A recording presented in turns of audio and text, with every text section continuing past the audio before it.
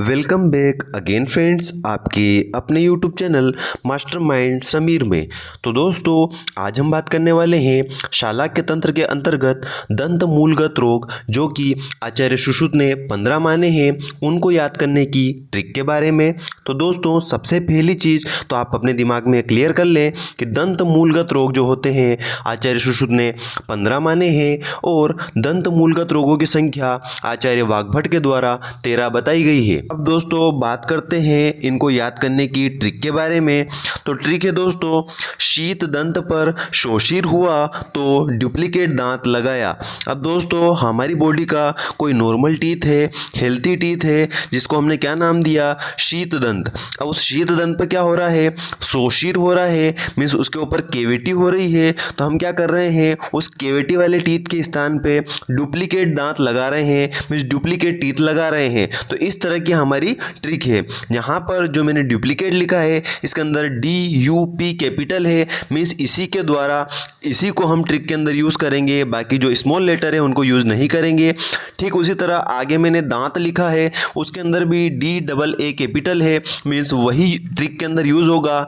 NT जो है small में है, वह ट्रिक के अंदर यूज़ नहीं होगा। चलिए दोस्तों, अब ट्रिक को डिकोड करते हैं। तो सबसे पहले जो शीत लिखा हुआ है उससे आपको याद करना है शीताद, देन दंत पर जो लिखा हुआ है उससे याद करना है आपको दंत पुपुट्टक, देन शोषिर से याद करना है शोषिर, देन शोषिर से अगेन आपको एक और नाम बना लेना है महाशोषिर।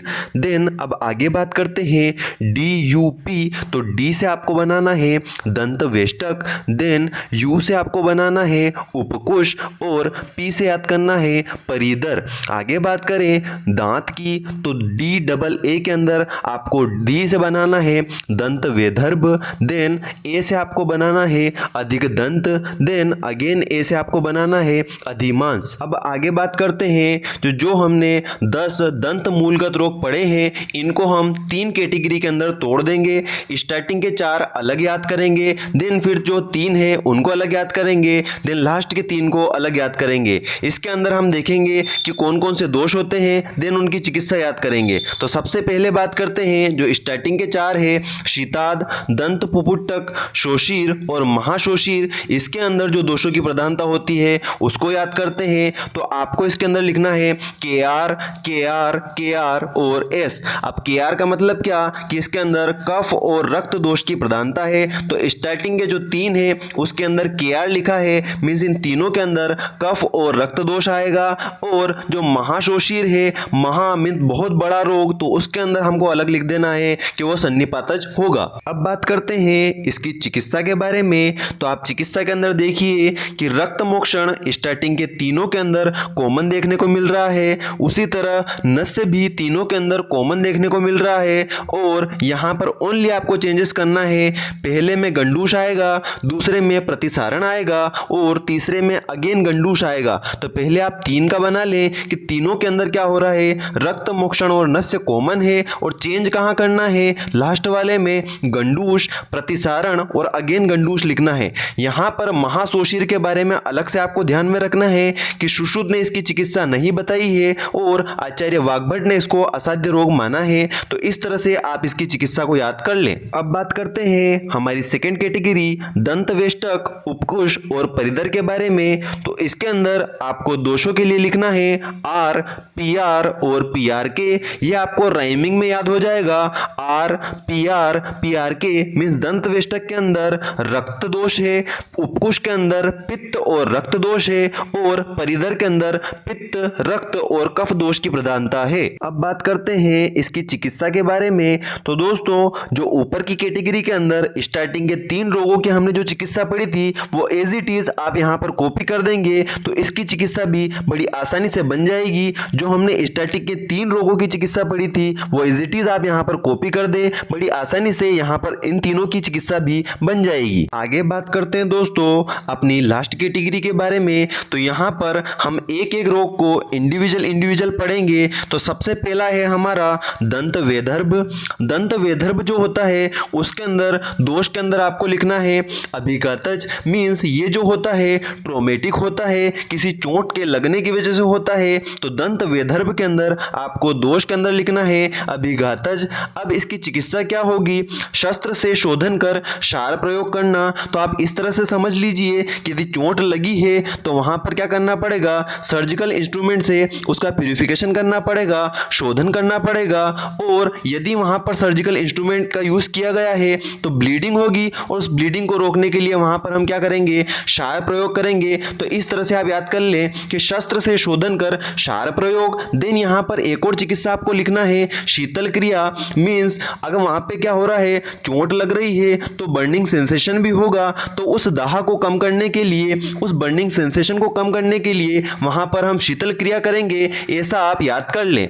नेक्स्ट बात करते हैं अधिक दंत। अधिक दंत के अंदर आपको दोष के अंदर लिखना है वात। अब इसको कैसे याद करना है? अब दोस्तों हमारी बॉडी के अंदर सबसे ज्यादा क्या होता है? वात दोष होता है, क्योंकि पहले ही बोला गया है देहम व्याप्नोति सर्वतु व्यान। मीन्स जो व्यान वायु होती है संपूर्ण शरीर में बहुत ज्यादा होती है, तो ज्यादा जो भी होगा वो क्या होगा? वात होगा। तो यहाँ पर हम बोल रहे हैं अधिक दंत मीन्स ज्यादा दांत का होना। तो आप ध्यान में रखें कि जहां भी अधिक दंत की बात आए, ज्यादा दांत की बात आए, वहां पर क्या होगा? वात दोष होगा। अब इसका ट्रीटमेंट क्या है? दंत निर्हरण। तो दोस्तों ज्यादा दांत हो गए हैं तो उनको क्या करना पड़ेगा? कट कर कर बॉडी से बाहर निकालना पड़ेगा। तो दंत निर्हरण यहाँ पर पहली क्रिया है। लेकिन सेकंड यहाँ पर बोला गया है अग्निकर्म। तो दोस्तों यदि दांत को कट कर कर बाहर निकाल रहे हैं तो वहां पर क्या होगा? ब्लीडिंग होगी। और हम सर्जरी के अंदर पढ़ते हैं कि ब्लीडिंग को रोकने के लिए दहन कर्म किया जाता है। तो उस तरह से आप दिमाग में रख लिए कि जो ब्लीडिंग हो रही है उसको रोकने के लिए वहां पर क्या कर रहे हैं? अग्निकर्म कर रहे हैं। तो इस तरह से आपको दोनों चिकित्सा दंत निर्हरण और अग्निकर्म याद हो जाएगा। नेक्स्ट बात करते हैं अधिमांस की। तो अधिमांस में आपको ध्यान में रखना है कि यहाँ पर दोष जो होता है कफ होता है, और यहाँ पर छेदन क्रिया की जाती है। तो यहाँ पर इस तरह से याद करें कि जो अधिक मांस हो रहा है मीन्स ज़्यादा मांस हो रहा है, तो ज़्यादा मांस को कट कर कर हटाएंगे। तो किसके द्वारा हटाएंगे? छेदन के द्वारा। इंसिजन लगा के जो एक्सेसिव मांस है उसको कट कर कर हटा देंगे। तो इस तरह से आपको इन तीनों के दोष और चिकित्सा भी बड़ी आसानी से याद हो जाएगी। दोस्तों एक बार और मैं आपको इसको रिवाइज करा देता हूं। सबसे पहले हमने ट्रिक लगाई कि शीत दंत पर शोषिर हुआ तो डुप्लीकेट दांत लगाया। तो कोई शीत दंत का हमारा नाम का दांत है जिसके ऊपर क्या हो गई? कैविटी हो गई, शोषिर हो गया, तो वहां पर डुप्लीकेट दांत लगाया। तो शीत से याद कर लिया शीताद, दंत पर से याद कर लिया दंत पुपुट्टक, शोषुर से याद कर लिया शोषिर, और शोषिर से अगेन एक और बना लिया महाशोषिर।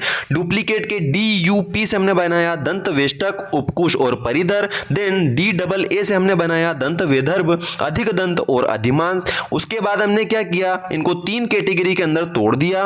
स्टार्टिंग के चार के अंदर हमने सबसे पहले लिखा KR और S मीन्स कफ और रक्त दोष की प्रधानता और सन्निपातज दोष की प्रधानता है। देन हमने इसकी चिकित्सा लिखी जिसके अंदर हमने कॉमनली स्टार्टिंग के तीन के अंदर रक्त मोक्षण और नस्य लिखा। देन लास्ट में चेंज कर दिया गंडूष, प्रतिसारण और गंडूष, और महाशोषिर मीन्स महान रोग, बड़ा रोग, तो सन्निपातज होगा। और सुश्रुत ने इसकी चिकित्सा नहीं बताई है, और वाग्भट इसको बोलते हैं कि यह असाध्य है।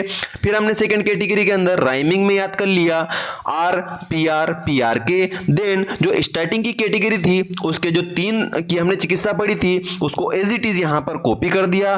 फिर हमने देखा दंत वेदर्भ के अंदर देखा कि ये कैसा है? ट्रोमेटिक है, अभिघातज है। तो उसके लिए हम क्या कर रहे हैं? सर्जिकल इंस्ट्रूमेंट से शोधन कर रहे हैं, शस्त्र से शोधन कर रहे हैं। देन वहां पर क्षार प्रयोग कर रहे हैं और बर्निंग सेंसेशन को, दाह को कम करने के लिए शीतल क्रिया कर रहे हैं। फिर हमने देखा अधिक दंत के अंदर हमने देखा कि ज्यादा दांत है तो ज्यादा वात रहती है, तो वात प्रधान, और ज्यादा दांत को निकालने के लिए क्या करेंगे?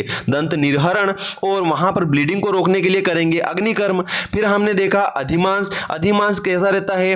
कफ दोष प्रधान रहता है, और ज्यादा मांस हो गया है तो एक्सेसिव मांस हो गया है तो उसको कट कर कर बॉडी से बाहर निकालेंगे। तो वहां पर हम क्या क्रिया करेंगे? छेदन कर्म करेंगे। तो इस तरह से आपको बड़ी आसानी से ये 10 जो दंत मूलगत रोग होते हैं वो याद हो जाएंगे। आगे बात करते हैं दोस्तों बचे हुए 5 दंत मूलगत रोगों के बारे में। तो ये जो होते हैं दंत नाड़ीगत 5 होते हैं। अब इनको कैसे याद करना है? तो बड़े आसानी से हमको याद हो जाते हैं। पहले जो 5 दंत नाड़ीगत रोग हैं वो है वातज दंत नाड़ी, पित्तज दंत नाड़ी, कफज दंत नाड़ी, त्रिदोषज दंत नाड़ी और शल्यज दंत नाड़ी। तो दोस्तों दोषों के अकॉर्डिंग 3 बन जाएंगे। चौथा आपका त्रिदोषज हो जाएगा। बस एक एक्स्ट्रा हमको यहाँ याद करना है शल्यज दंत नाड़ी, जो बड़ी आसानी से याद हो जाएगा। अब बात करते हैं दोषों की प्रधानता के बारे में। तो जिस तरह का वो नाम है उसी तरह से उसकी दोष की प्रधानता भी है। वात के अंदर वात है, पित्तज दंत नाड़ी के अंदर पित्त है, कफज दंत नाड़ी के अंदर कफ है और त्रिदोष दंत नाड़ी के अंदर सन्निपातज है, जिसको हम त्रिदोषज ही मानते हैं। शल्यज दंत नाड़ी के अंदर यहाँ पर दोष की प्रधानता नहीं बताई गई है। आगे बात करते हैं इसकी चिकित्सा के बारे में। तो यहाँ पर जो चिकित्सा है सभी के अंदर सेम आएगी, खाली आपको ध्यान में रखना है कि जो त्रिदोषज दंत नाड़ी है उसके अंदर चिकित्सा जो होती है नहीं बताई गई है। उस जो रोग है त्रिदोषज दंत नाड़ी जो रोग है उसको असाध्य माना गया है, तो आपको ओनली वहां पर असाध्य लिखना है। त्रिदोषज दंत नाड़ी के अंदर चिकित्सा के अंदर असाध्य लिखना है, बाकी सभी जगह सेम चिकित्सा आएगी। अब चिकित्सा के अंदर आपको क्या लिखना है, पहला पॉइंट आएगा सामान्य नाड़ी चिकित्सा।